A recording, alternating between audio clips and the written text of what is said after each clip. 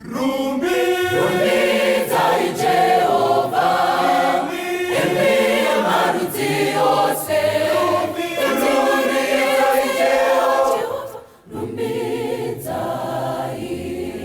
Rumbidzai Jehovah, imi marudzi ose. Rumbidzai Jehovah, rumbidzai. Gatikudze tichibva pambiri, norukudzo kwavari Jehovha, musikiwe zvatinazvo ngativarumbidze. Gatikudze tichibva pambiri, norukudzo kwavari Jehovha, musikiwe zvatinazvo ngativarumbidze. Rumbidzai Jehovah, imi marudzi ose. Rumbidzai Jehovah, rumbidzai. Rumbidzai Jehovah, imi marudzi ose. Rumbidzai Jehovah, rumbidzai. Vanotipa pamwe nokucha, ngatitende Mwari Baba musiki, pakati pavo mwanakomana Jesu rumbidzai. Vanotipa pamwe nokucha, ngatitende Mwari Baba musiki, pakati pavo mwanakomana Jesu rumbidzai. Rumbidzai Jehovah, imi marudzi ose. Rumbidzai Jehovah, rumbidzai.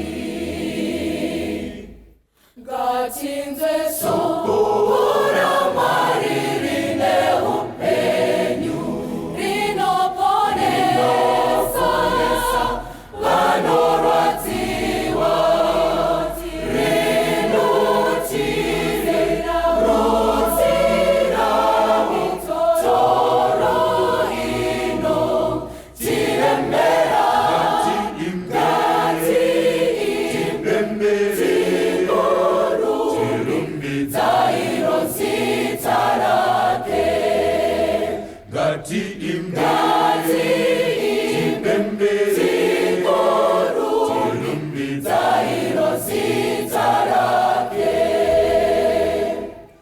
Vakudze, vakudze, ngativakudze, vakudze, ngativakudze, vakudze, o ndiMwari vanogona, ngativakudze, vakudze, ngativakudze, vakudze, ngativakudze, vakudze, o ndiMwari vanogona, ngativakudze, vakudze, ngativakudze, vakudze, ngativakudze, vakudze, o ndiMwari vanogona, ngativakudze, vakudze, ngativakudze, vakudze, ngativakudze, vakudze, o ndiMwari vanogona, ngativakudze, vakudze, ngativakudze, vakudze, ngativakudze, vakudze, o ndiMwari vanogona.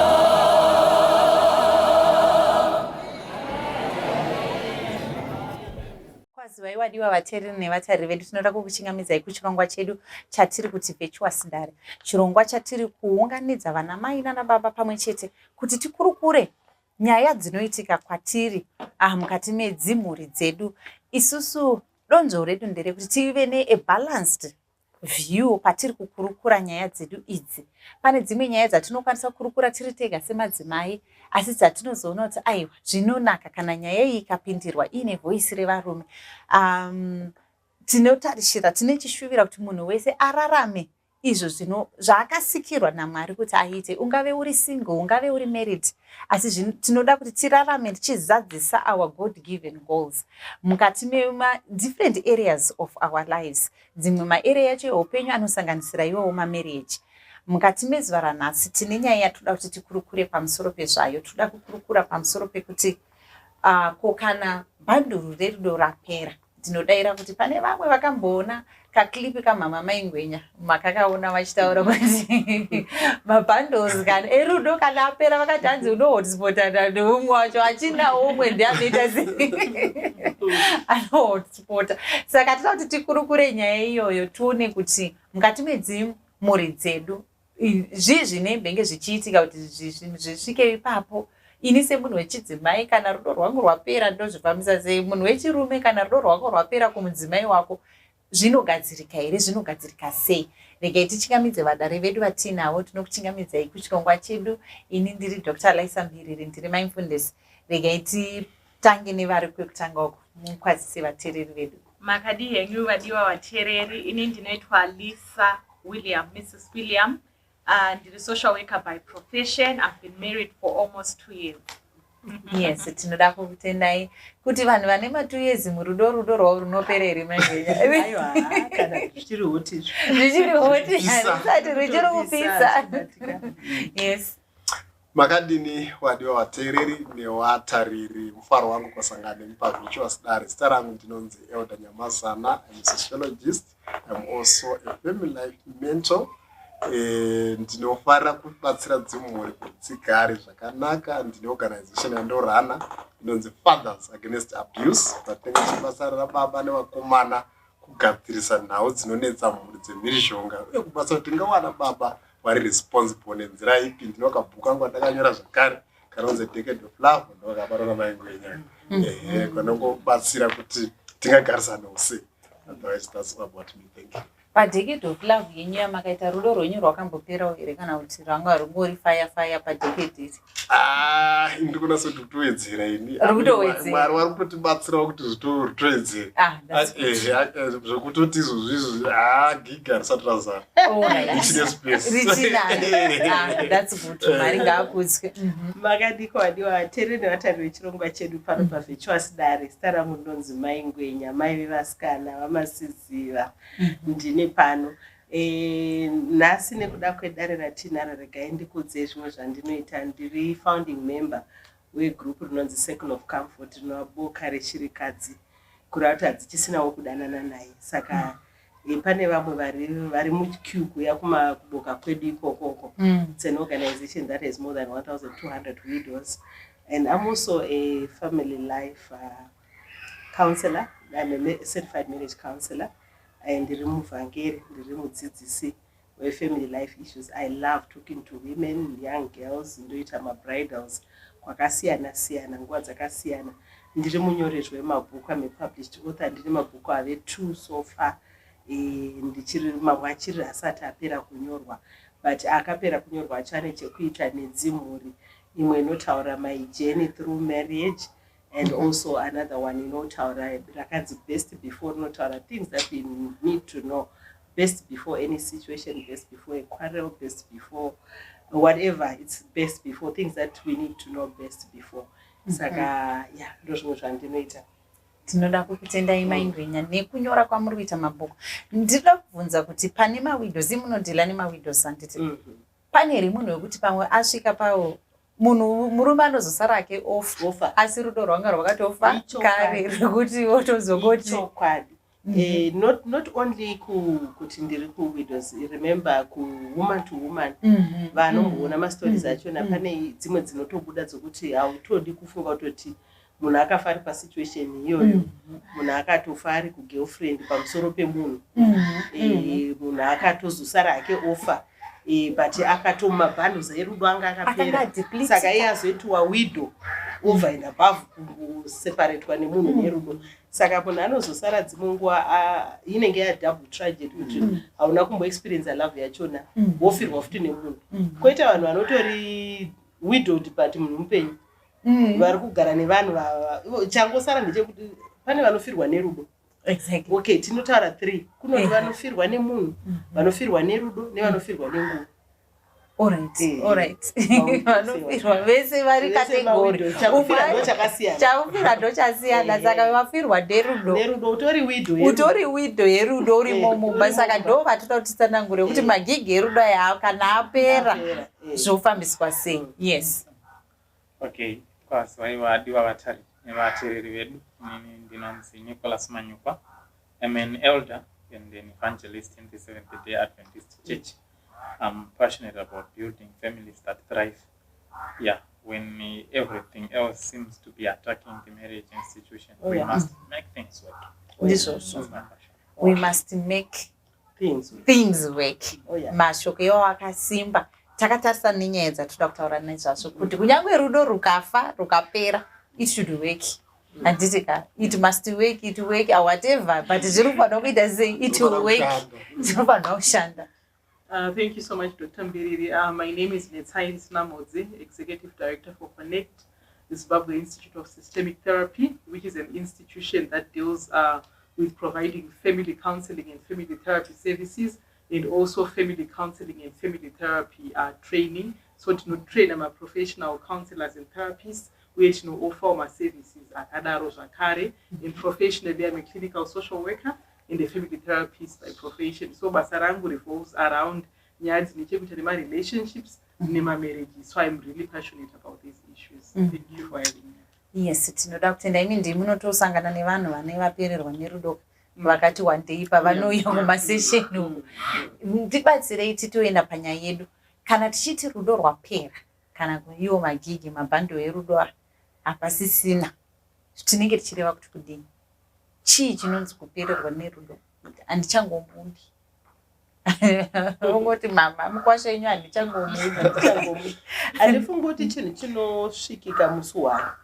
Whenever you see a fallen tree, it has been falling for a long time. Alright. Saka pane munhu paakatanga kunzwa zvimwe zvichifa maari, zvimwe zvine zvatotanga kufa even before the marriage. Saka zvoenda zvichikura kusvikira maybe zvichiconfirmwa kuti, because pane zvinhu zvinopedzawo ka-affection, but zvoenda nemagnitude kuti izvi handichagoni kuzvicontaina izvi. Ndambokavhiridza ndamboita, but rudo rwacho rwatozosvika pakupera, because chinhu hachingotangiri pachinhu, hachipereri pachotangira. Saka chinotanga chiripo, chozoenda chichichokiwa nesomething, either nebehavior, ne-lack of oxygen murelationship.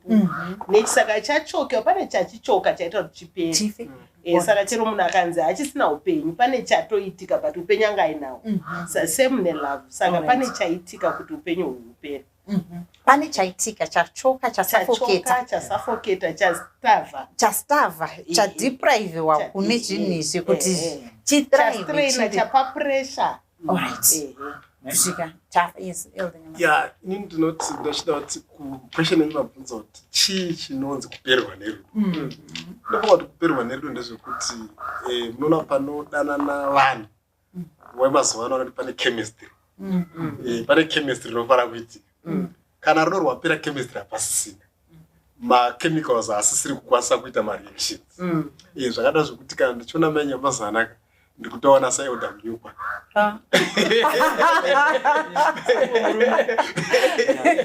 Ndikutoko takataka kupara saJohn naRazaro yeso murume wechete. Hapana chinondofila kana okay ndikuona sanzvadzi yangu. Hapasisina any feeling. Zvekuti chero ndisi iyo wasipo ini ndiri ndega handina kana basa nazvo. I will not miss her. Hawandisiwewo. Kana unozoti kana vanhu vari murudo ukagumana so ropa rinofana kuti chiri kumhanya mhanya, but kana magigi erudo apera ka unotofila sekuti rugumane chando chaiswa pachi. Aiwa, tiri ipapo munoziva kuti pane pawe kuti uchiri mukoma nemusikana munhu akakumhoresa so wainzwa kakunyerekedzwa kamwe karipo imuchiri kuti after 10 years muchinako here, because inini handifungi kuti ndichineka aiwa rudo ndichinaro asi kuti kakunyerekedza kekunzi pane pamwe pekuti actually kana mukaona ndapapata unoza pane pamwe pekuti ukangotarisa munhu wako so kana akakuguma nepamwe panhu so unoyatsonzwa kuti panapo pane zviri kuitika manje unozwa kuti ma-chemical reactions tinenge tichiitika, but kana rudo rwapera manje zvese izvozvo makungogarisana hazvadzina manguva hama kana kuti manguva maroommates, but zvokuti panganzi pasine chemistry aiwa panenge pasina. Okay, ndanchida kuti love is a principle that is founded on certain fundamentals. So the moment those fundamentals which form the foundation of love are tampered with or are compromised, love is not going to appear. What am I saying? And you're going to map it as fundamentals, but I'll just try to point on a few. Love is founded on trust. Oh, yeah. Saka trust ikashaika, especially because of infidelity, because of misrepresentation of a lot of important things. Munhu anogona kutanga kutoona kuti this is not love nemunhu, because I don't even know what to believe. Kana kanti maskera say I need to go and check. Zuva riripo here maskera. Then we also check on certain things that pertain to the needs yemunhu wako. Right, manitsi akafanana nesex yakambotaurwa naElder Nyamasana kuti it's something very important chinodiwa nevarume, handiti, or rather handiti chinodiwa nemunhu wese, such that kushaika kwayo mumarriage, especially under unexplained circumstances, dzekuti mumwe munhu angozochusa kuita imwe orientation sexually which deprives the other party. Mumwe munhu anogona kutoona kuti panapa handisisina chandikugarira pai, handisina chandikugarira muno. Then even machanges anoitika, people can change very radical, very radical change chaidzo dzekuti probably munhu uyu wakamuwana ari mukristu and iwe waida mukadzi mukristu, waida murume mukristu, iye abva achinja, maybe atoenda kunoita ATR, maybe akutoita zvezvigure, maybe akuita akunwa doro, very extreme changes which you cannot handle.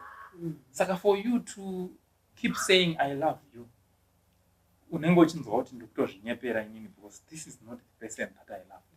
Saka because of these changes, ainina ndakutonzwa kuti haasisiri yemunhu wandandinaye, I no longer love this person. Okay, saka pane zvamuri kutaura, rudo harungoperi. Hatingonzi pane rudo rwakangopera rwega from nowhere.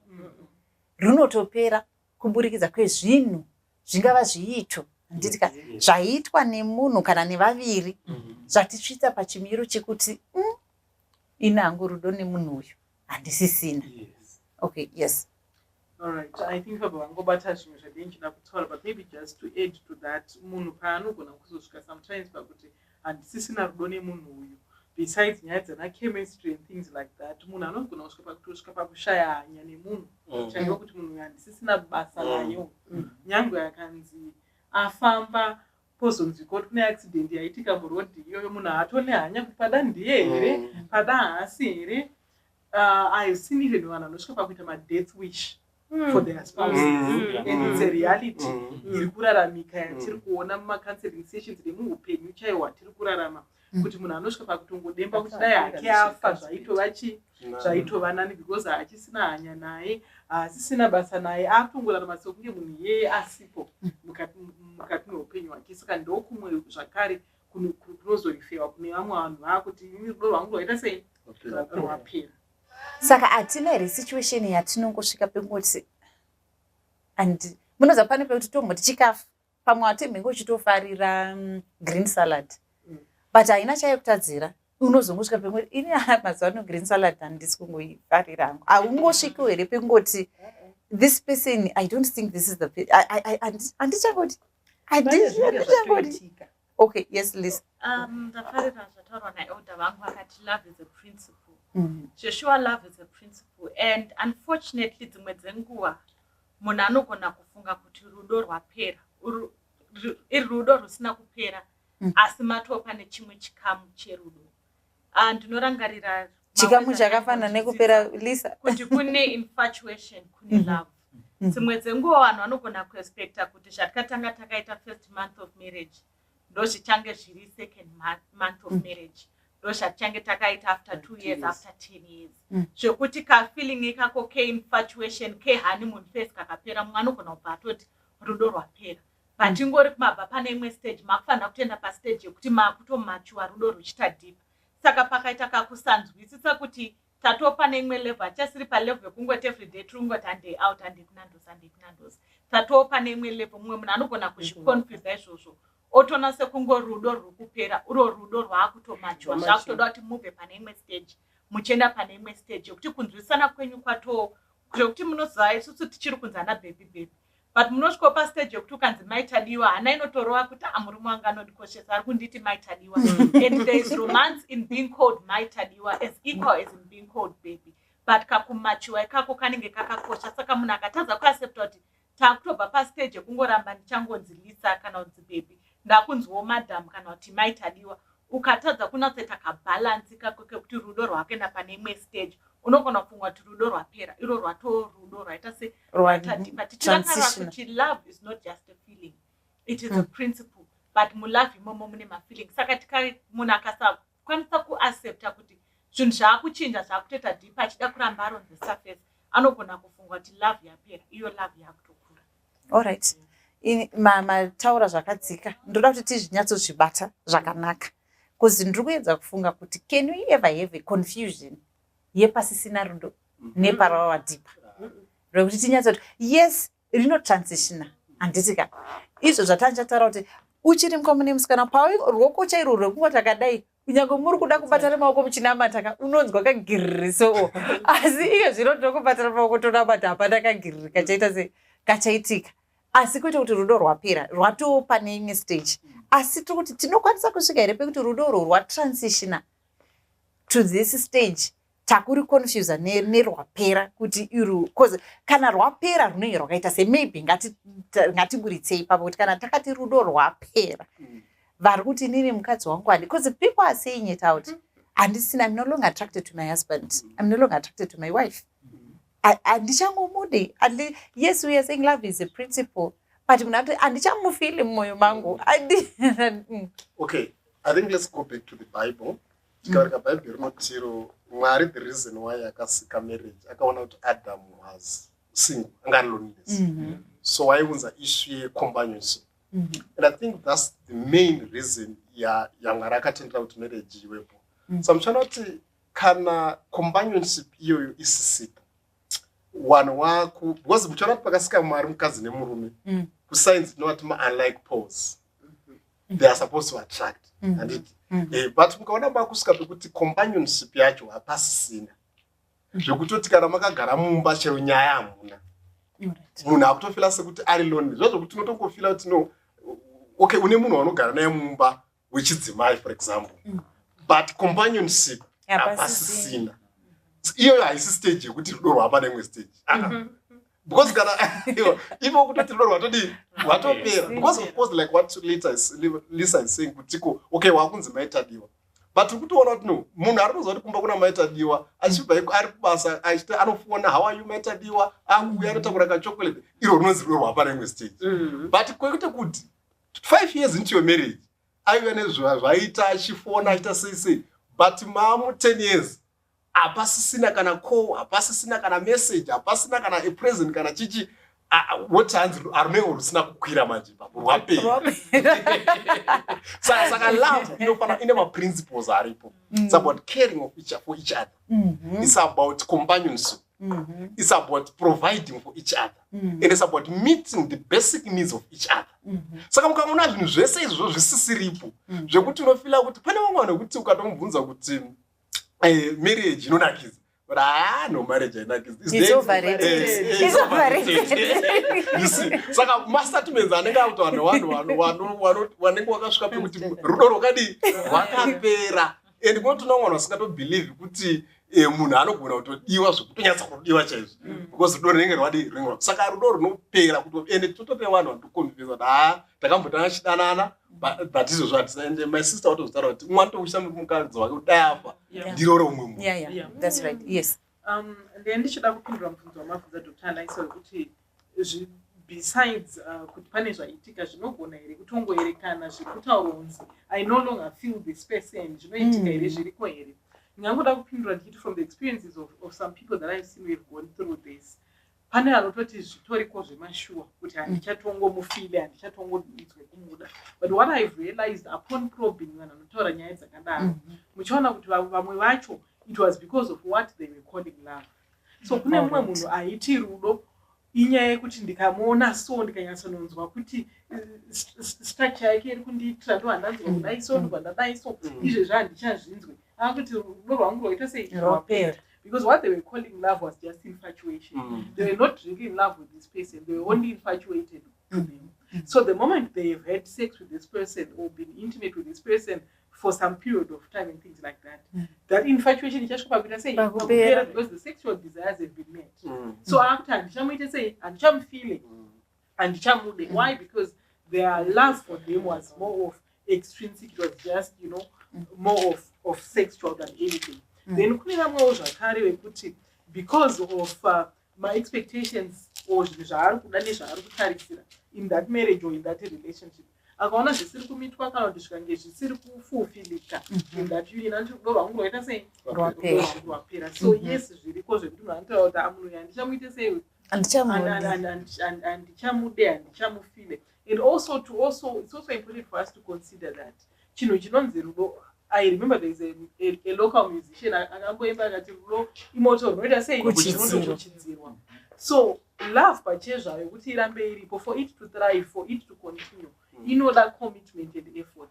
So the moment there is no commitment and there is no effort, maybe from one of the parties or from both parties, roshka kupera munhu ngota ini rwangopera handisikuona kuti handichangonzwi kumuda. Why? Because you have not been working on this thing. So naturally it dies a natural death. Okay, so yes. Dandichida kuisa comment yekuti I'm trying to look at a scenario yevanhu vakadanana vakarorana with a love that was premised on the wrong things. Yes. So to me, life, I always want to look at it from a very balanced angle, constituting it with the very important things that form it.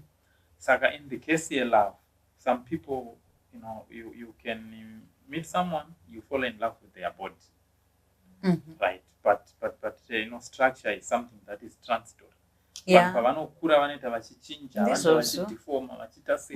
So aiwa kwete kudifoma zvine munhu waMwari.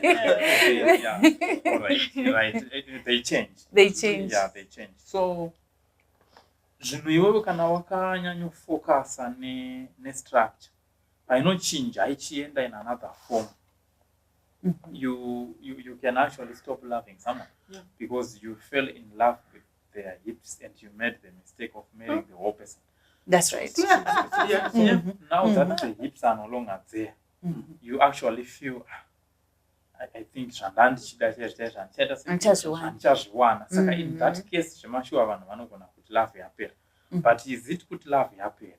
Because dayanga true love, dayanga pure love, where even companionship matters also outside the physical feelings that we have for each other. We can have certain things that can keep a love sustained.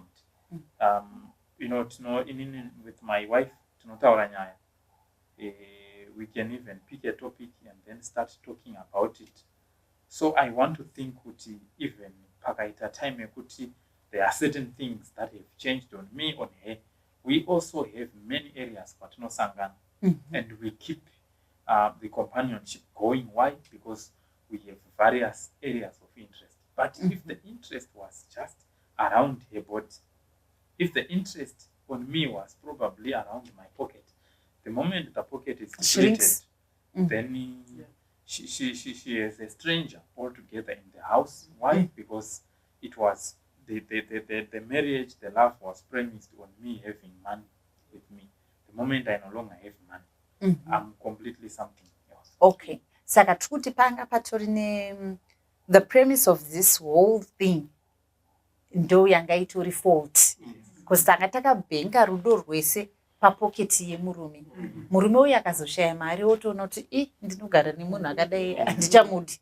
Kana tatakabhenga pastructure yemunhu. Anga ine structure yakanaka. 2-3 kids down the line. You take a new form, new beauty comes. In Ruguramba deform, new beauty comes. But this new beauty is not what you fell in love with. Pamakadanana. Saka zvinobva zvakonzeresa kuti rudo ruya rupere. Ndoda kuti ndiende pana mama mataura patatanga mataura pane zvinhu zvinokwanisa kusuffocate. Nditika pane zvinhu zvinokwanisa kuti zvadeprive kuti oxygen hapasisina. Zvasveta simba zvekusvika chinhu chafa cha-lifeless. Saka this marriage ya-lifeless because rudo hapasisina. Ndezvipi zvinhu zvacho izvozvo zvinokwanisa kusuffocata? Handitika tina ava vekuti havo vanga vari pekuti vanga vari pastructure, vanga vari papocket, zvazvisisipo. Pane here zvinhu zvacho zvekuti izvi zvinobva zvasveta rudo, zvekuti tinobva tasvika tatoti nyange tese tikangosvika panyaya yacho tinotongoona kuti idi apa idi rudo apa pachina.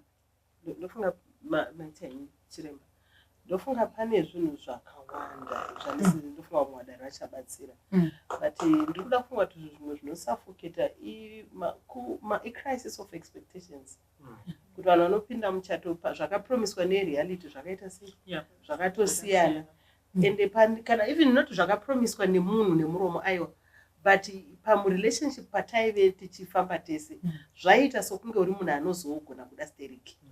And time marriage ndakungotorwa for granted. I'm there, I'm not apachisina zvataiita zvezvo kana even pataura Lisa achiti love transitions to something which is but my transition actually is too sudden, too abrupt. Nini kuti ndinokufanana nemunhu akandwa handitozive kutoti tasvika sei panapa. Saka ndiri kufunga kutoti pane zvinhu zvakawanda zvinogona kuita like communication chaiyo, how we are doing our things, politics around our home, zvinhu zvingori simple, how are we going. Saka pane umwe anenge akuita kunge ndiye headmaster werelationship, ndiye muridzi werelationship, inini ndinofanira kungoobhiya maorders kana kuti hapatorina consideration yekuti ndinofungawo ndine zvandogona ndakungoita like a piece of furniture inongomovhiwa apo neapo. Saka all those things zvinoisa frustration yekuti munhu anenge asisina voice. Apada kuchengetedza marriage, even anga amurume chaiye akutongoitwa kunge mwana one wevana weipapapo, baba havachisina nzvimbo yavo sababa. Even zvimwe zvakaita sokuti hanzi two heads make a monster. Hapana order mbaimomo kuti tiri ari kutungamira ndiani, according to what the Bible tells us. Murume ndiye head. Chero dei ndikave empowered, ndikave vocal, ndikave leader whatever, but when I fail to derail mumba zvinongotokonzera bongozozo. Saka hakuna that inotopla zvinhu zvakawanda zvoti tikasaziva pekumisa zvimiso zvaMwari mukati tikangoditacha tikapedzisira tiri kuacta sezvatinofunga, sezvandofila vanhu vachinitushani. I feel like social media is also contributing and vanhu havasi kuita madecisions avo. Saka zvinhu zvese izvozvo hachisi one. Saka kuzoona rwotyo kaka pari kuiswa kari kutaitena, screw iri kutaitena, nhasi we are failing to communicate itaitening, and wafaila kundi tightening, tadai tightening kusvikira my needs and expectations asi kumitwa. My expectations acho amwari too high, too wild, too unrealistic, all those things. Yes. Yes. Ndachidati unoziva kuti zvinhu zvinodraina marriage zvinhu zvacho zviri behavioral. Zvinosaka marriage zviri behavioral. Unoziva kuti there are people who are stuck in a very boring marriages. I mean, there are people who are stuck in boring marriages, so because zvacho zvavari kuita marriage hapana ari kungoisa effort tinaki. Because mamarriage mazhinji ari paautopilot. Saka muchaona kuti baba vanenge vachingoti inini ndikaprovider zvangu zvatoita, amaiwo maybe kuti handikazvara vana kana kuti maybe ndikabika zvangu zvatodi. But chinhu chinonzi love wamayouth anobva achite verb. Saka kazhinji kacho those behavioral traits ndo dzinonyanya kuti rudo ruzopere, because mungoita zvinhu zviri routine. Hapana ari creative kuti musi munombotsvakawo kuti moita sei kuti marriage yacho inake. You are not breaking the monotony. You are not breaking the monotony. Unozva kuti kubva musi wa1 January kusvika musi wa31 December ungori masora sei, marara sei, vana vari sei, akatozobvunza vana zvinenge zvatofamba. Pamwe pacho munhu anotobuda mumba kana kumhoresana panenge pasina. It's just kungogarisana. Saka mamarriages ari paautopilot anofa. Saka zvinotsvaka kuti vanhu vatove deliberate kuti imwe izvo tambotaura I think takatomboita program yekuti pamwe pacho kuratidza kunzisa ma-expectations. Kune ma5 basic needs emadzimai, koto ma5 basic, vamwe vari kuma6 and 7, but munhu murume nemudzimai vane mabasic needs avo mukati memamarriages. Saka murume manje akasanotsvaga kuti maneeds emudzimai wangu ndapi, ndopaipa munozona marriage yadhakwa because mudzimai anoda kuti adiwe, mudzimai ada appreciation, mudzimai ada support, murume ada respect zvimwe. Saka izvozvo kana zvisiri kumitwa, marriage inobhowa to inova. Saka there are behavioral issues. Okay, behavioral issues dzinokwanisa kuitwa neboth parties dzinocontributa kuti tizosvika pekuti inangu handichade munhu. Ndingangoda kuwedzera kuti pane zvimwe zvinhu zvinouraya rudo zvatiri kutaura. Muchiona kuti kupsychology tine dzatinoti the four horsemen of relationships or marriages. Muchiona kuti zvinhu izvozvo kana paine zvinhu zvinouraya rudo ndezvinhu four izvozvo. One of the things we call it criticism. Criticism. So when we talk of criticism, in a marriage or in a relationship, kune munhu angori negatively critical about the other person. Anongotsvaka kushoropodza, anongotsvaka kuopposa, anongotsvaka even when it's unwarranted. So criticism inosvika pakuti munhu anosvika pakupera rudo nemunhu, because you cannot honestly keep on loving munhu who is always critical about you. Then imwe yachona tinoiti there is criticism, there is contempt. Kune munhu wekutoti atori mumarriage, they've got contempt towards their partner. Kutozvidza nekushora munhu waari married to. So when someone akakushowa contempt, definitely that's going to kill your love for them, because no one honestly loves someone anoita contempt towards them. Then we have what we call defensiveness. Muchiona kuti in our relationships are a two-way street. There's reciprocity going on in relationships. But the moment someone is always defensive about everything, maybe out of feedback, you can marriage, relationship, and you want to communicate. Then when you want to communicate needs, defensive. At the end of the day, there is nothing more that I can do to try and save this relationship or marriage. Then the last one is what we call stonewalling. Kuna vanhu vekuti atori murelationship kana kuti atori mumarriage, so zvinhu zvikangoda kuita sezvisina kumufadza kana akaita seagumbuka kana zvikaita sezvadii, akutoenda pamute, akutokipa emotional distance, akutodini. At the end of the day, remember kuti marriage and relationships, they are an emotional relationship. So the moment yatinostonewalla tiri kuuraya the emotional health of that relationship or marriage. So at the end of the day, rudo runotongofa. Alright, saka rudo ruchafa. Yapa mataura zvinhu 4 anditya zvekuti tikatanga criticism, contempt, defensiveness and stonewalling. Kana uchito iyo mute vanhu vanoigona 3 months vanhu vasingataudzani, umwe achirara kukona kwemubhedha uko kwari kukona kuita kuese zvinonzi. But izvozvo tototi pamuri pamute paripo vanhu vakatitarisa vatori pamute mumba mavo izvezvi. Dzokedzanai, muri kutochoka marriage yenyu nekuita mute. Rudo ruchasvika pakupera kuzi munhu achangoti inini I'm done with this person. Inonetsa nyaya yemamutu, hauzive when to finish a mood. Chero dei kuti urai saka tochidzokera setu tatiri palevel 1 inonetsa kupedza mutu. Saka vanhu vanoipinda inotori yedemoni actually inoda kuchoka marriage. Saka vanhu vanogona kufunga kuti kanongori kasmall game karutamba mumba mavo, and yeti kagame ikako kari kutobereka michero yekuti muchazotadza content. Because pa 3 months dzamuri pamute idzodzo, handiti pane vhesi rinoti musavidza zuva makatsamba kuti musapa Satan mukana. Pamuri kumutana ipapa Satan ari kuwana weji. Vanotaura iwori pamute. Exactly. Then I just wanted to add kuti rimwe dambudziko riri kuuraya rudo kana kuti kupedza rudo mumarriages inyaya yekuti we are teaching each other directly or indirectly to do without each other. Yes. Oh, okay.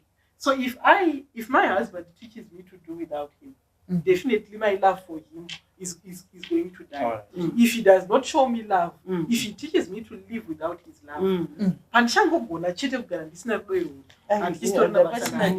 If he teaches me to live without his provision, panchangogona chete kuita do my life without him providing, the love is going to. When he teaches me to live without his protection, to live without his leadership, at the end of the day, if I can live without him, then that love will die. If a man can live without this woman, the love will also die. So let us not teach each other to live without each other. Because God in his wisdom akatisika tiri vanhu vari interdependent. So the moment we kill that interdependence, tikaita independent in marriage, we have killed them. Yeah, pakasimba pa. Yes, Lisa. Nandotaura kuti chimwe chinopedza rudo mumba, it's failure to amicably resolve conflict. I think marriage yese inoita ma up and downs, hamungawirirane all the time. But unfortunately sometimes vanhu vanotadza kuresolve conflict. Dzimwe dzenguva issues are just put under the rug. Chokuti you create a surface yekuita sekunge zvinhu zviri right. Sometimes mudzimai anogona kutoita silence chaiyo yokuti baba vari kuitawo zvinhu zvisiri kufadza mai, but vakangonyarara zvichipaila bottling up. Saka that failure to resolve conflict also lead to resentment. Yekuti every feeling of love is gone. Wangone resentment towards your partner, and you have a whole list of things that they didn't do. Anotengerwa valishi palisti, ndakarwara ndikasachengetwa, mai vanga havasi kutengerwa magrocery, and you have that resentment iri mauri. And as long as pangori nema issues asiri resolved, love iri kutopera. Saka failure to resolve issues. Zvinoitwa kudaro. Ndoda kuti titi rudo rwevanhu tu ava runodepleta at the same time, at the same rate, or panokwanisa kuwana umwe anosara achiti hamini murume wangu ndichiri kubuda but gonova ivoti inde akurudo rwebi rwakapera. Yes, hakuna vanhu tu vanorambana. Kune wana anoramba umwe anosara achiri kuda, but havagoni kusvika pakuti hata pavanozosvika ipapo pane anenge atanga kuratidza, but pane vanochoka vese kakusvika both ends dzobva dzati inenge iri event yaitika, maybe like say yeinfidelity, alright, yokutoti ini ndatozosvikawopo, but uyo ari kutoita ka pamwe anga achiti inini ndiri kuenda kwandiri kuenda asi mukadzi wangu ndomuda, but paanozosvika mukadzi kuziva izvi zviri kuitika abva ati handichadi. Saka muri kuti rudo rwevanhu tu hapana parinofanirwa kunzi vese vakasvika pazero at the same time. Pano umwe anokwanisa kunge anga achiri kuda anosara nako ikako kanoshandisika ikako panofanira kunge karipo, panofanira kunge paine wana anosara nako. Hazviitika, handisati ndazvinzwa hangu. Kana vakatombodanana havagoni kusvikira panoperera rwendo rwerudo vese at the same time. Pane anomhanya kusvika, but umwe anotombosara aine achiti nangu if we had a way to save this, achirukwira makomo achitsvaka counseling. Umwe wachona akutoramba akutotsvaka kubatsirwa uye asara narwo, ndiba ndinamatirewo ndiita sei, mbotaurawo nemudzimai wangu itai sei, but umwe atoswitcha off. That's right. Yes, ndichida kuti Solomon anoti tibatrate makava tudiki. So I wanted to talk about little foxes, then bring that in the context of the question that you just asked.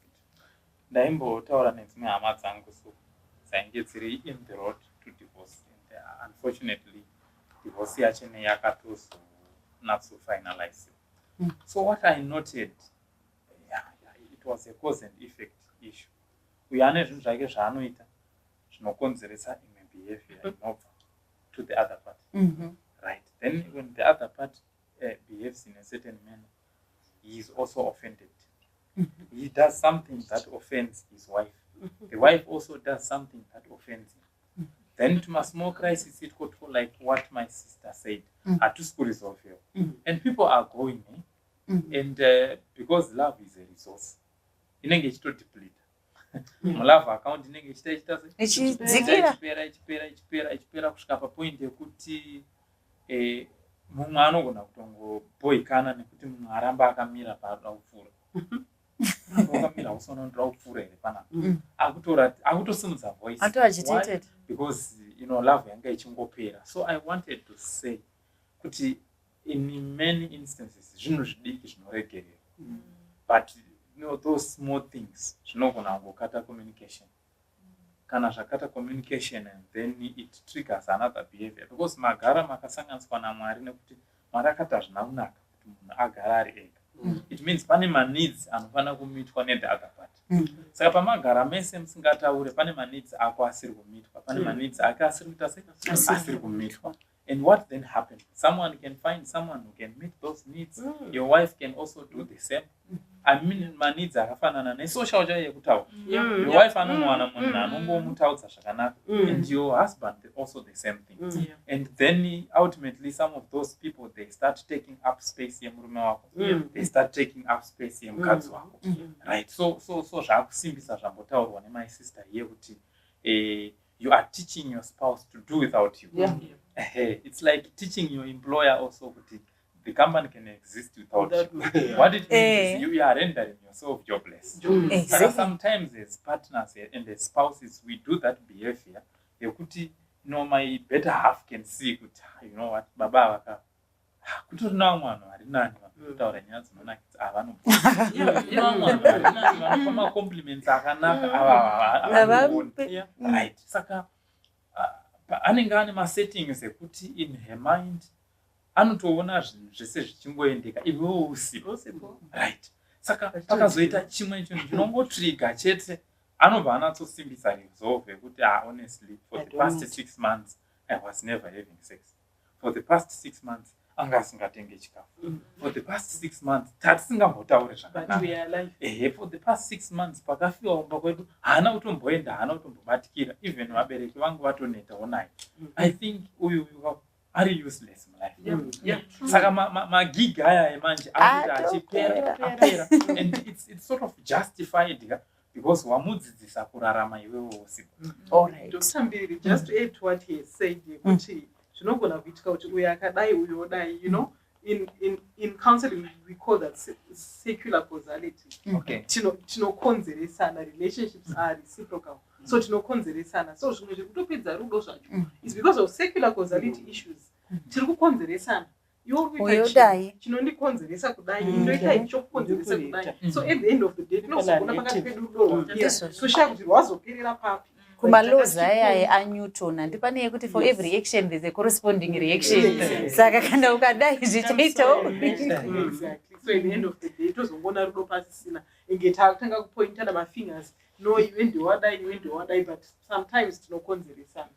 Ndokurega ndingotaure some few tumabata pfungwa yemakawa madiki. Pane kaka wakadika ngana uraya lack of compromise. Ndichona kuti vanhu vazhinji wari so selfish. The extent kuti anenge achingoda kuti zvinhu zviitwe their own way. Kana muri mudiscussion, he or she is always right. Ende pfungwa dzevamwe haasi prepared to accept. Saka muchana kuti izvozvo zvinodraina rudo zvakada zvekuti mumwe munhu anofila sekuti haasi kunzikwa. Anofila sekuti pfungwa munozwa kana pane mamboto rozobva kana kuti munhu aenda kumusha atodzoka atomeka madecisions.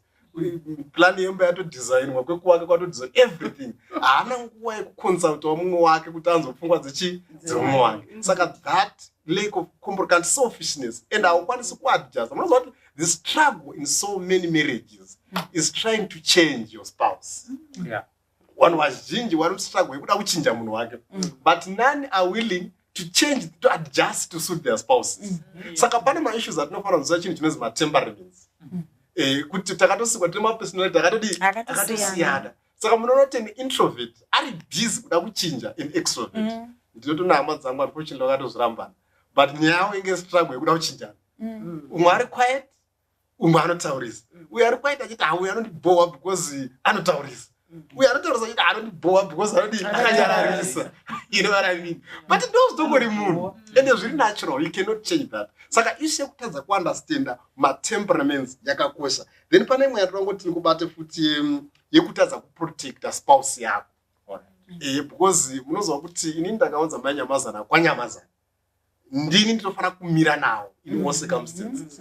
But pande wari kutarisa kuti waone protection yangu manyamazana. Wari kutora ndiri kuside nevanhu wari kuabuse.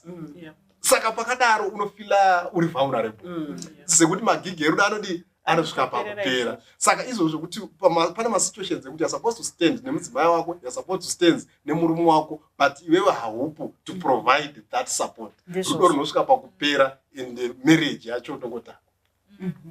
Saka kana rudo rwapera tawirirana zvinhu zvakawanda nditya they we may not be exhaustive on the things zvinoita kuti rudo rupere, whether razopera from one side rimwe tazosvika pane here zvatinokwanisa kuita kuti munoziva ndatofunga ndine shamwari yangu ana gogo vake nasekuru vake vakarambana I think gogo vanenge vanga vari 72 years. Uyu shamwari yangu you are almost the same age. Handiti. Zvekuti otaura last year ere or last year but one. Zvekuti ari kuti gogo nasekuru. What do you mean gogo nasekuru? Mai baba vake nasekuru vake vari kurambana. Vanhu vane vazukuru zukuru. How does this happen? Ungoti like gogo vacho vaingotaura izvo zvokuti nhaya ndakagara ndichingoshingirira chichichichi sekuru venyu ndaisavada kana zvamene kuti takasorambana kare. But saka kuti zvamamboshingirira wani rudo rwacho rurisipo izvino makusvika 70 years makurambana iti 70 chingopindai muguva yenyuka muchingori mese. Pane here zvatingaite kuti titi kana rudo rwapera tinokwanisa kuzorimutsa kana zvine zvatongo best nezvekuita kuti ngatiseparate because ava vatosvika sekuru nagogo vosvika pakuti ndakumbouya kwemuzukuru nekuti tarambana nasekuru vako. Rinototi dry bones will live again. Tichireva kuti rudo runogona kumuka. But apa tandichitaura mapush factors zvinodzinga rudo. But mapull factors ariko anounza rudo. Zvinogona chiri zvinhu zvidiki like macompliments, maendearments chaiwo. Ekungoti wamuka sei dhali wangu. Zvinoita kunge rudo rusizi but munhu panoramba achinzi dhali ofona ndakusuwa mwoyo wangu akabika mabika zvakanaka. Mapull factors aunenge wakuapply. Anobatsira kuti rudo rwuya ranga rwakupera kana kuti rwanga rwapera ridzoka. Anogona ari magift chaiwo. Kachocolate nakutengera chocolate wotopa mumwe wako zvinoita kuti mazhawizhawa aya atange kudzoka. Spending time together, kungogara mese muchiona TV kana kungofamba taking a walk kana pamashops muri mese zvinhu zvamunogona kuita. Saka mune makutoshanda kutoisa effort. Zviri easier kuisa effort kuti chinhu chicontinue but kana chambofa makutoisa double the effort kuti zviite. Saka munofanira kutoisa a lot of effort through mapull factors anogona kudzoreredza rudo. Zvinhu izvi zvinongodzorereka here because tikuti vanhu ava vanga vato estranged handitika vanhu ava vakutosvotwa to be in the same space. You know, panosvika papoint yekuti kune vamwe vanhu vekutoti havachatokwanisi kugara vese in the same space. Vekuti but munoda kuti vadzokedzane. Unogona kumuti mangwana fonera umwe wako uri kubasa kuti umuti sweet. Like how do we help these people? These are very good things. Anditika zvekuti vanhu vanofanirwa kuita. But kune vanhu vanga vatosvika to the last end of their love line vatosvika pacliff. Tinovadzosa sei kuti titi I think wanga vachibata mapoints akakosha and they are part of the process. But I think for me the first thing is to accept that you have a problem. Mukatonzwisisa mega kuti shamwari you have to be very honest with each other.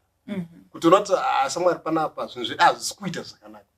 Ndine program yatiri kurana. It's a very funny program yatiri kuti 30 days marriage revival program. Tine cover spouses, the WhatsApp group every day nechipanana matasks. And the first thing that we do nema spouses kuti garai pasi muri two and you review your marriage. Kuti kubva pamakatanga imini kusvika pamuri muchipinda mukoti nezvamuri ndeapi matransitions aitika marriage zvamakatanga muchiita zvamusaiti zvamunofanira kuita. Saka muchiona that process of critical reflection objective relation inokuratidzai pamine challenge. Saka the first thing is to accept kuti you have a challenge. Once you then accept kuti you have a challenge, then muchiona kuti maakutanga kutora ma steps like what she was saying. Okay, so what do we need to do kuti gaze marriage? Saka and number 2, saka iyo nyaya kuti honestly reflect on your problem. Number 2 is about being positive. Kuti I'm going through, I always tell people kuti sometimes a marriage inogona ku inosvika paenda sekuti yasvika pahump. You know, pahump we are supposed to reduce speed. But manje mukaita attitude yekuti panapa tasvika pagomo panapa. Hazvichatodi. Saka if you realize kuti no Mwari wanotiwo marriage is permanent, right? But marriage iri permanent, ichifana kuva permanent kudaro. Iye zvino ine some rough patch that is going through. But with God, we go through this. Saka we have to remain positive. Saka challenge inozoitika manje ndeyekuti maita challenge, then mukadzi akutongomhanya achiti no izvo hazvichaite, murume akumhanya achiti no hazvichaite. Saka that, so it's another issue about attitude, kuti attitude yenyu towards the problem. Saka izvozvo zvichakubatsira motsvaga help here kana kuti moita sei. Saka attitude, number 2, accept that you have a problem. All right. Pane attitude mama munobatsira, tese tiri panapa tinobatsira vanhu. I'm sure makambo encounter vanhu vekuti imi vari kunze muri kutovati no, you can work these things out. But ivo vari kukutaurirai kuti tabo ina handichada, pasisina rudo rwamuri kufunga kuti inini I'm now better off ndiri ndega, nditori nani ndiri single. Hamusati mambosangana nevanhu vekutoti vanonyatsa kuti ini rudo rwangu rwapera, and the willingness to work on it handisisina futi for that matter. How do you handle those people yekutoti rudo vese vasvika vaaccepta kuti isusu pano tine challenge, but pamurida kuvati have a positive attitude towards mending, handitika vese vari kuti magigi 0, nyange umwe achine 5 gig, ameno achine chitwasara, uyu umwe achari kubati ini pandasvika panapa handisisina, ndatomira, handisina willingness yekuhotspota kune umwe wacho. Ipapo ndofunga chiri kushanda ma-emotions. Usually people are very emotional when they come to that stage. And the emotions are not intelligent. At times you cannot penetrate emotions. Saka you let them vent.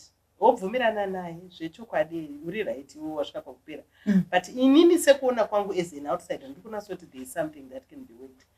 Saka paunomuingenja ipapo anenge achitanga ariko anozosvikira kubvunza kuti chii chingaitwa, ndakaita so ndikaita se ndikaita so. Saka ndofunga inyaya yecry for help ukaona vanhu vasvika kwanoti tapera, because panoperera vanhu ndo panotangira Mwari. Saka hatifaniri kugive up on them because even they've given up on themselves. Isusu tine zvatinokwanisa kuita kuti okay, rega timbokuonesawo dzimwe nguva munhu anodawo zvimwe zvinhu, anda kuzunzwa kuti aone kuti do you know kuti it's cold out there. Imbomutorerai munhu akaita samaingwenya mudzi kuti how does it feel to live alone. Kana because kuna vanhu vanobuda mumarriage achunga kuti I can start afresh. But maybe that's your only zvatovharana uchingobva ipapo kusvikira unochembera whether uri murume kana uri mukadzi. Saka before you leave, do you realize kuti kwauri kuda kuenda it's cold out there.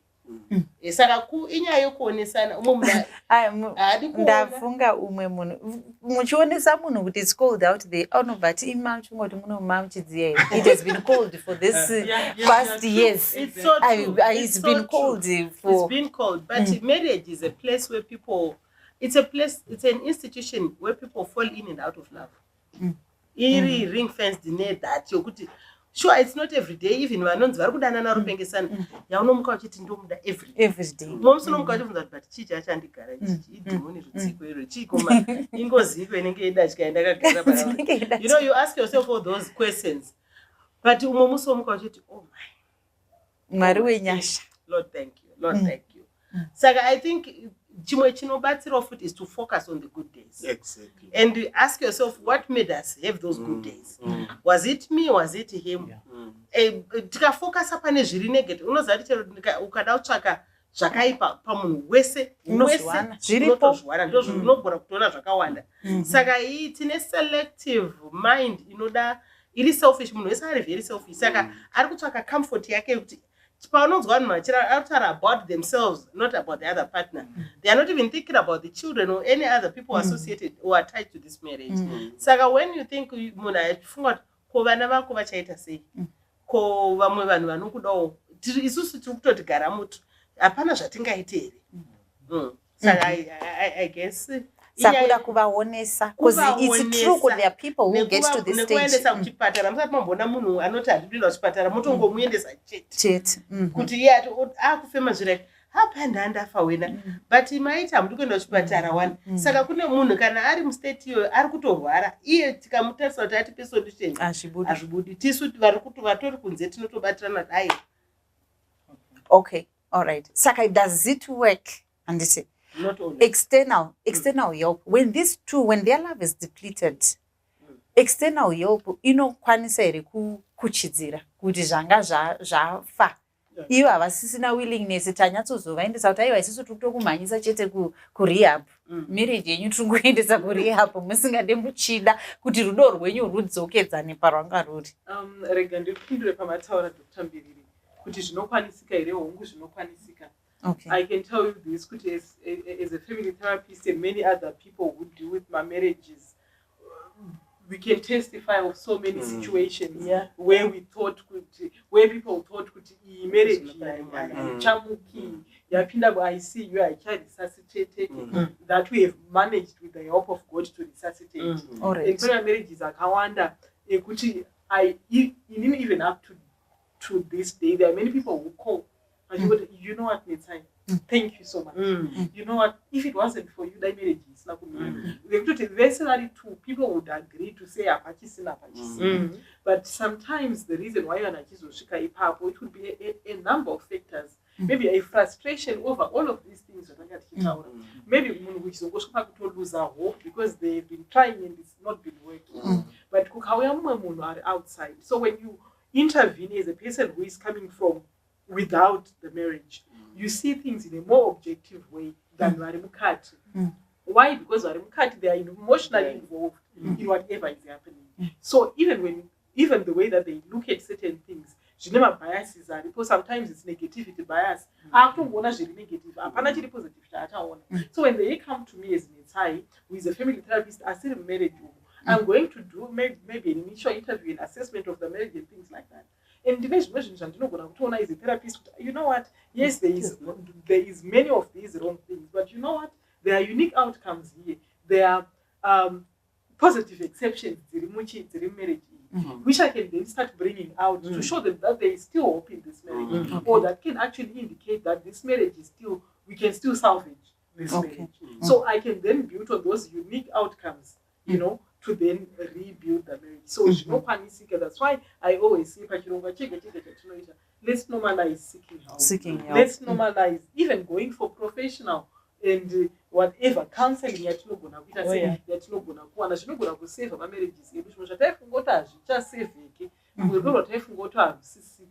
is because of so many things, but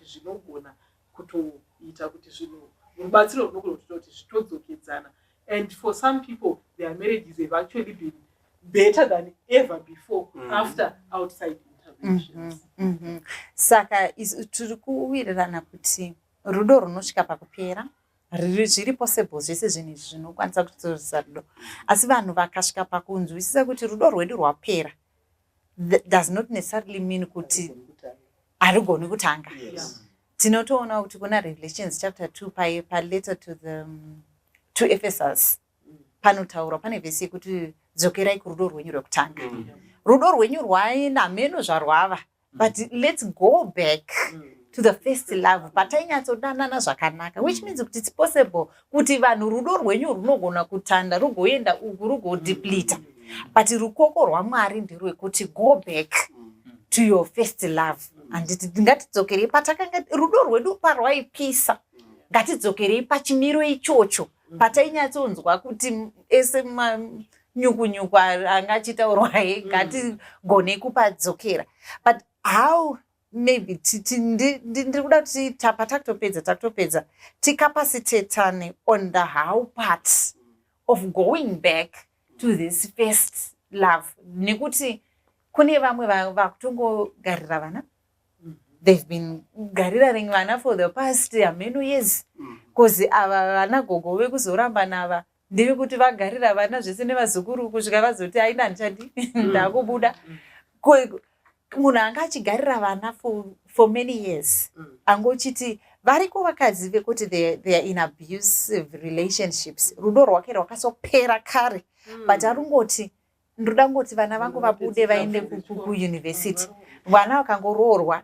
There are people who have literal, I know a woman wekuti mwana achichata the very week yakaenda mwana uye kuperekwa ndokupedza kwakaita marriage yake, ndokwaakabva ati ini pangu ndaita sei, ndapedza vana vandakapiwa vese varoorwa, uyu last born aroorwa achata, ndakubudawo pano. Saka vanhu vakadaro unogona here kumuti, because ariko akangoshingirira kuti ndoda kungoti ndisvike pekuti vana vaende kuuniversity. Unogona kumudzosa kuti dzoka kurudo rwekutanga. Uyu akatoramba kare achimwa. Saka inguva chete yazongorivhila kuti she's been walking away. saka she's been waiting for maevents wayo kuti paanongosvika saka chero dei kumudzora kwachonaka I don't think at times is possible panofanira kungobvumirwa kuti kune mamacases anoti yakapera kare inenge yakatopera kare zvokuti chero dei makuedza kudini ka munogona kuti iwe wacho uda kutoedza kubatsira ka hati makaona munhu ari kunyura ukada kunomubatsira achine simba rakawanda anotokunyudzawo saka umwe wachona hachisiriwo kutrya kusevha ari they've made up their mind, they've been walking away and they have a plan saka zvokutoti vachitobva ipapo vari kutonorarama vanotokudza kuti taata nemakore takarambana saka zvandazongoita zvikungobuditsira imi mama musingazivi saka zvamuda demakabatsira 10 years ago ndo patakarambana ende ndinotosapota pfungwa yakuta Dr. Lice ndakamboita an experience necouple time yedu yapera saka ibva imangoti pamahighlights tichitokonklude uchitotaura ndakatoda kuti wangatoita decision kudhara they had already decided kuda kuzongozama mukazara ine handichada ende ndakatomuramba murume we7 years ago saka pamwe pacho zvechokwadi you have to accept like what she's saying. But I also want to say to couples, you know, I've learned a lot program and national and with marriage revival. Ndikwana ma testimonies anoshamisa. People coming to me kuti wanyamazana isusu tatangogara vana. But patakataka kufollowa zvamamuchitidzidzisa kuti nhasi chimbotsvadawo mudzimai wako, chimbohagawo mudzimai wako, chingomudza kuti I love you, chimbomasajawo mudzimai wako, tuma small things itototo tunoita kuti motodi umuke. Saka there's a hope in a marriage that is seemingly broken.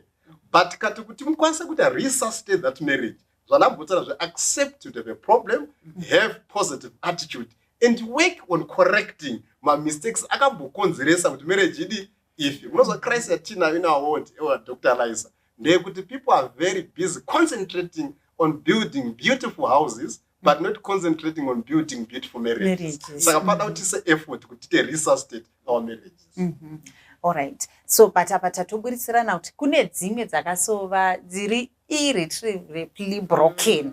Adzichabvisi saka rudo rwakasopera kare vakangoagreea to co-parent vachigara chete.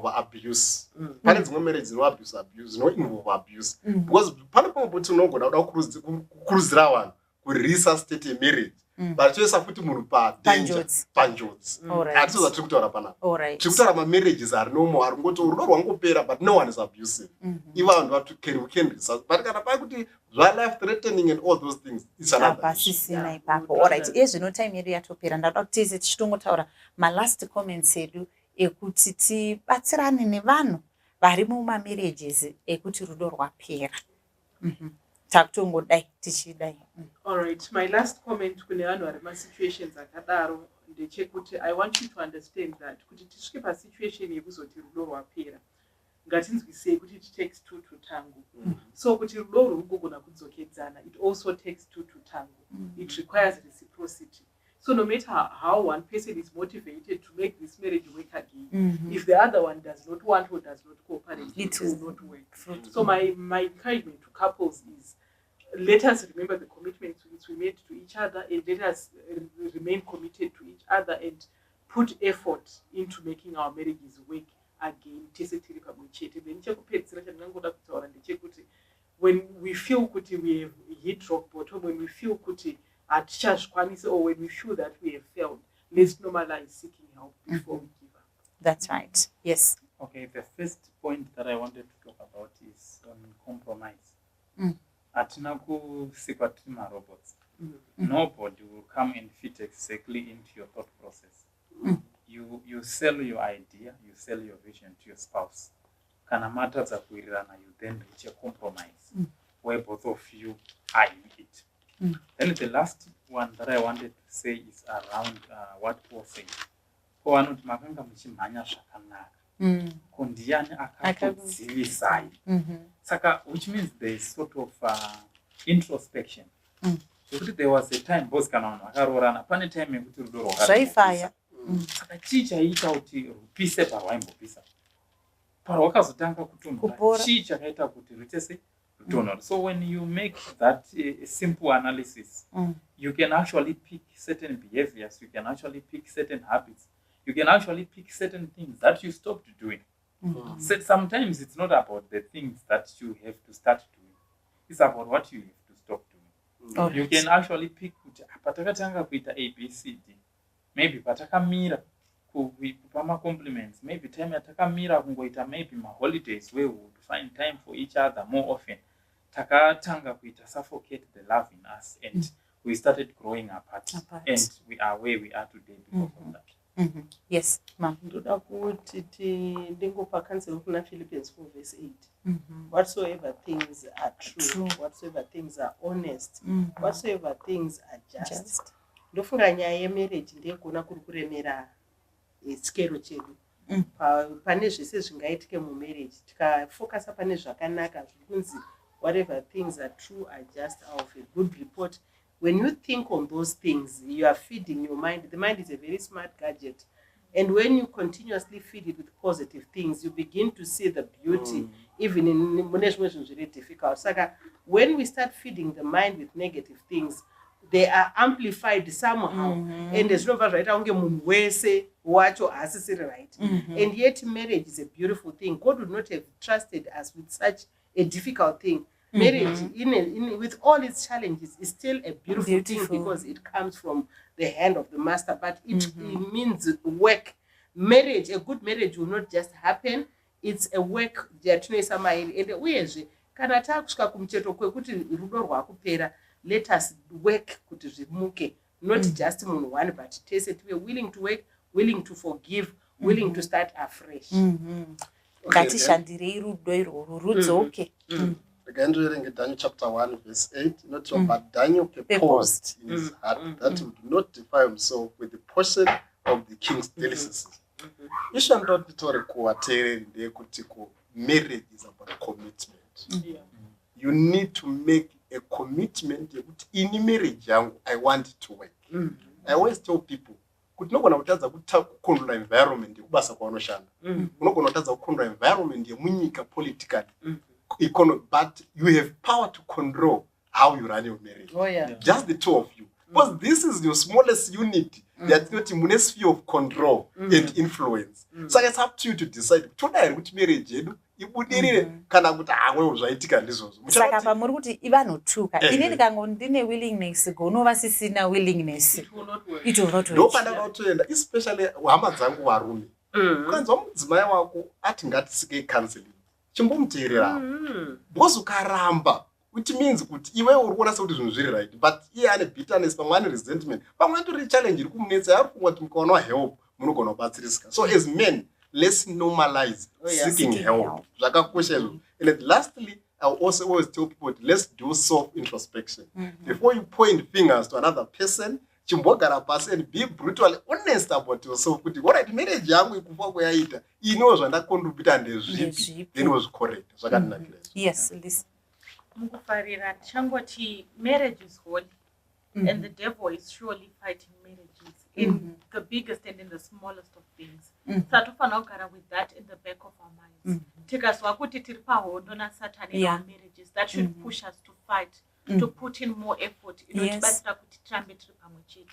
Saka ngatingorambe tichizwa kuti Satan is not sleeping. He's fighting. It could be the smallest things. It's the devil fighting, and we need to put effort, not just pamabi, but even in the way that we act, in the things that we do for our partners, so that this was a tirimohondo chokadi na Satani. Itinotongo Mwari ndivo sosi yerudo, ndo chitubu cherudo, ndo manyuko erudo, Mwari rudo. Saka isusu we cannot run our marriages devoid of God. Because Mwari wacho ndo source of love. Haugoni kuti uvhare usina connection to source yerudo. Amusi connected to the main grid. Anditika akuna imwe source yacho chakupa yerudo mu marriage menyu kana musiri connected to the main grid. Saka Mwari vatibatsire patuita introspection, tarisayo kuti isusu tambo yedu yakaconnecta here kumagetsi anonzi Mwari. Because tinogona kutsvaga zvimwe zvese izvika tota futi todzokera pakushaya rudo nekuti katambo kakuconnecta plug haina kupinzwa kuconnecta kuti kusosi inonzi Mwari. Pazvese zvatiri kuita, God should be the center. Ndo vanotibatsira, ndo futi vanotipa simba rekuregerera, ndo futi vanotipa simba rekuti ndigone kuita introspection, ndigozvigamuchira kuti apa ndiri kukanganisa, ndiri kufanira kuita zvakanaka. Saka Mwari vatibatsire kuti tidzose rudo mukati memamarriages edu. Mwari vatibatsire. There's nothing too hard for the Lord. Jeremiah anodaro. Po apatoti nyangwe kuna Luke unotaura uchitaura kuti there's nothing impossible with God. For with God all things are possible. Nyangwe Lazaro akanga afa for 4 days akamuka. Marriage yanga yakutonhuwa, yakuda kutonzi yakutonoraswa. God can still revive it, resuscitate it. Saka Mwari vatigonese. Zvese zvingaitike, tine zvikonzero zvakawanda zvakadai, asi Mwari vachine simba. Mwari vakamutsa Lazaro, vane simba yekumutsa marriage yenyu. Mwari vakagona zvese izvi. Vakanga vachiti mwana akanga akutonovigwa, vachiona that widow of Nain akunoviga mwana wake handiti. Jesu, he was filled with compassion. Marriage yako inogona makutonosainirana madivorce whatever papers akutosainwa. Mwari vachi, Jesus is still filled with compassion when it's looking into your marriage yakutonovigwa. Tikangoenda kwavari, vanogona kutipa simba rekudzosa rudo mukati memamarriages. So Mwari vatitire zvakanaka. Elder tinamatire. Tinamatire. Mr. Baba nemwana wako mwana mweya mutsvene. We want to thank you, Lord, for this session that we had. The wish is to get marriages revived. The wish is to get marriages to thrive amid the brokenness which we are witnessing in the society. Tinotenda Mwari nekuti shoko renyu harireve nhema, kuti imi munopa upenyu mune zvisina upenyu. The word has been spoken, and it is our wish that may you inspire the marriages of all the listeners, the marriages of all the viewers to thrive, to do better. May you give them the strength, may you give them the willpower to get things to happen. The word of God says, and Daniel purposed in his heart. So it is our prayer that may everyone who is listening to this program purpose in their heart to do better. May you bless us all in the name of our Lord and Savior Jesus Christ. Amen.